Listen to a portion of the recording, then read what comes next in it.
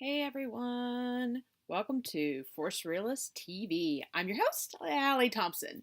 So this video jumps off on a conversation I had on Facebook today about respecting former masters of the Jedi community.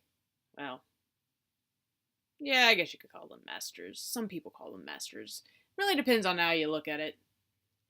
Anyways, so it started off like this. We got into a conversation about two early members of the Jedi community. We'll call them early first guard, since the community tends to segment our generations into the term guard, which I kind of assume is for short for guardians under the Jedi path or of the Jedi path or something similar.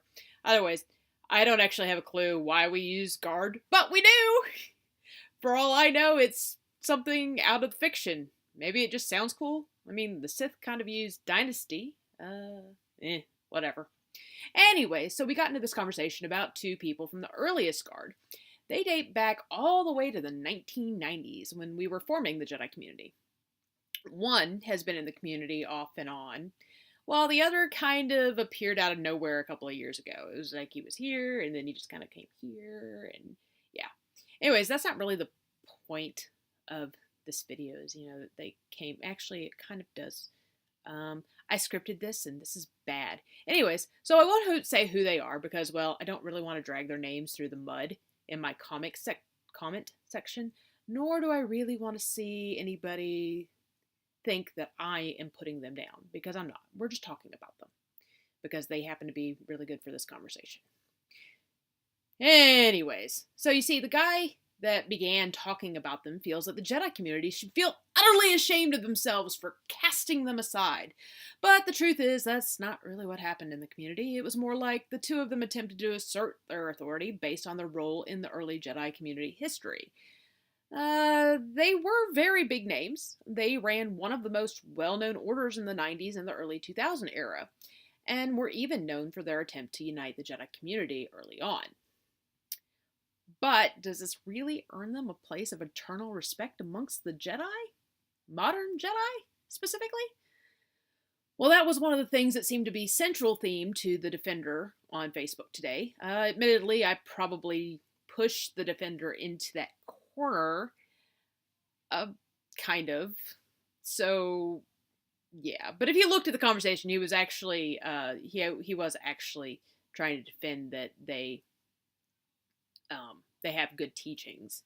He even admitted that he had to swallow his own pride to listen to them. But since I'm not going to tell you who they are, I guess you can't really figure out for yourself whether or not their teachings are any good. So, anyways, one of his biggest arguments did seem to be that because they had a hand in the formation of the Jedi community, that we should be ashamed of casting them aside. And that is why I bring this up, because this is one of the primary arguments that have been used by both of the individuals we're talking about. Because it wasn't just the defendant that said it, it was them. And the defendant, like I said, I kind of pushed him into a corner for that, so I wasn't trying to, but that's just how the conversation went. So I know that that's not really what he was defending. He was defending their work, but he wasn't going to tell me exactly what the work was because he didn't want to, he felt like it was their place to put it. Yeah, whatever. Either way, I told him that he should probably just put up their work anyway, since it's all public domain. It's on YouTube and it's on a webpage that he can just put up himself, and if anybody wants to flock to it, then they can, and it'll be based on their own merit. Anyway, so they personally have come into the community and asserted that their history in the community affords them a voice. But that's not true. And I want to take the time to dispel that. A person can lose their status easily by simply being able to evolve, by simply not being able to evolve in their skill set. Let's take something simple, like a basketball game. Anyways, a team can win a championship 5 years in a row, and then on their 6th year, not win it. In fact, their 6th year was never really guaranteed. Actually, after the first one, the second one, and the third one, and the fourth one, and the fifth weren't really guaranteed either. And that's even if they retained everyone that they had the same for the first 5 years. So, like, let's say that this, I don't know, we're going to say that it's like 10 years or whatever, right? So they, or 15, I don't really know. So anyway, so like they go 5 years in a row, they win, and then on the sixth year, they lose, and for another 5 years after that, they lose. I'm not going to do the math on this.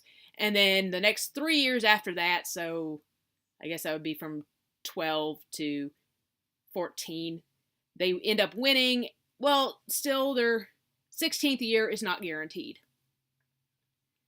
And that's even if they retained all the same members that they started out with in the beginning. It's just how it is. The team has to rise to the next challenge in order to maintain or reclaim their title. They cannot rely on their historical wins to earn them the right to the next win.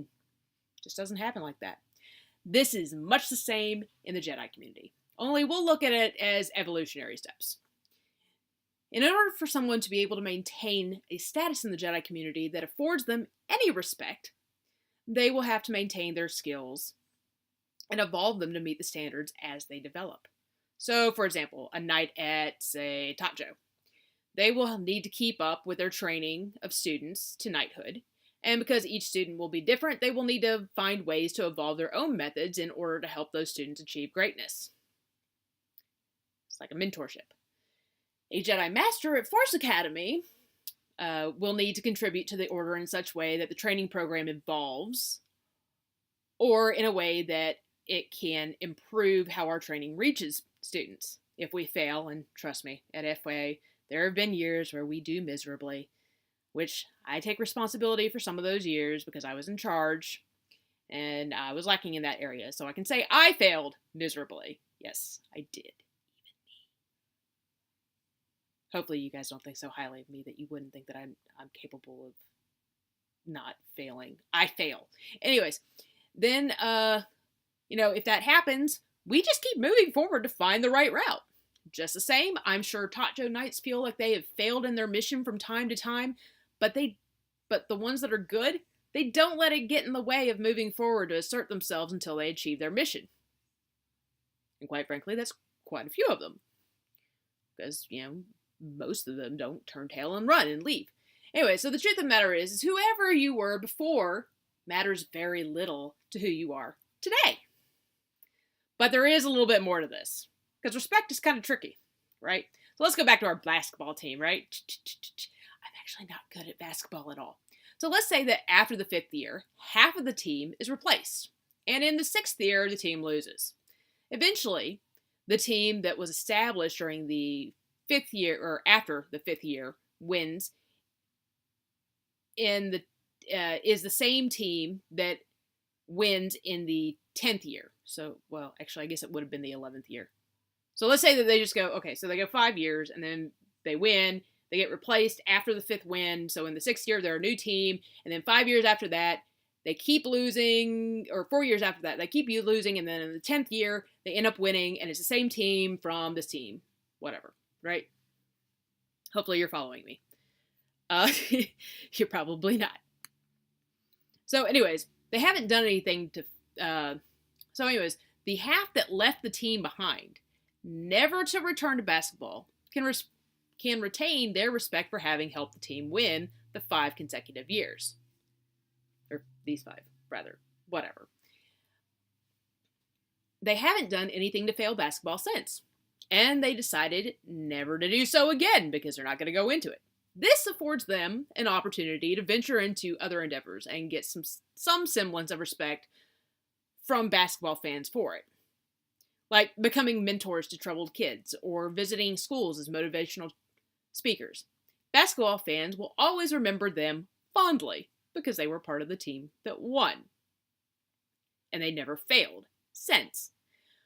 But let's just say that one of those guys, one of the half that left, tried to get into basketball again as big league. Let's say that he tried to go back to that team even. Right? Well, they first have to pass a test. Can they accomplish anything of value in basketball after 5 years have passed? Simply going into a recruiter's office and making the statement, I was part of this, insert whatever team here, during these 5 years, And we won every single year I was a part of them. I want to join the team again because I'm sick and tired of seeing them fail. It does nothing, right?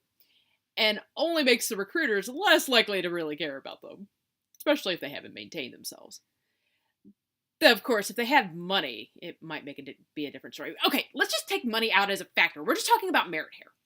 If the individual hasn't kept up their skills, the chances of them getting any recognition from their teammates for past wins will basically be non-existent.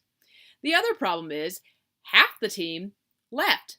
So it's a bit presumptuous to believe that because you were on the team, you were the pivotal member. That you were the foundation for the wins in those consecutive years. Suddenly, any respect you retained is lost in the very instant that you make yourself the center of the foundation. That's how it works in the Jedi community too. So these two people may have great teachings. I'm not going to say whether or not they do. I remain neutral on the subject, mostly because I haven't watched everything that they've had. I've watched some of it, but not everything.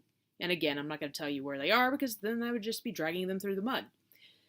But they asserted their history as a reason that they should be heeded. And much like the basketball player that presumptuously tries to return, they have put themselves in a position where they're forced to face a judgment that could cause them to lose whatever it was that they once gained. And in many respects, they did lose it. As a result, it's up to them to find a way to regain a reason for recognition, which they are working on. Like I said, they've got posts and whatnot that they're putting up on YouTube and on their webpage. However, it'll be a long road ahead of them based on the problem of pride in who they once were. I'll leave you with this. In late 2007, I met up with a lady of the Sith for dinner. We talked about a lot of things, but there was one thing she left me with that was a very powerful question. One that, to this day, I have no answer for myself because of how young this Jedi community is and the people I've seen come and go. In some respects, maybe I should have already left. But Emma Sinclair asked, and this is paraphrased, of course. I mean, it was back in 2007. I'm trying to dredge up the exact wording. It's going to be paraphrased. Anyways, I wonder when the current guard will be able to let go of what they have created thus far and let the new guard make their own mistakes and evolve the path beyond themselves. When will we be able to admit that it is no longer our path to forge for the new generation? This is a question that I have constantly asked myself. And just when I think I might be ready to do that, I am re-inspired to continue with this community's next phase. Whether it's at my home order at Force Academy or through working with other orders, something always keeps me engaged. But there are others that have left it behind, only to come back and share their experiences like our elders tell stories of their past to inspire us in our own journeys of life. To know that even when they left the community, the path has never left their hearts. I guess that last bit kind of intersects with Justin's recent video, so it all ties in together. Thank you for listening, and awaken the night within.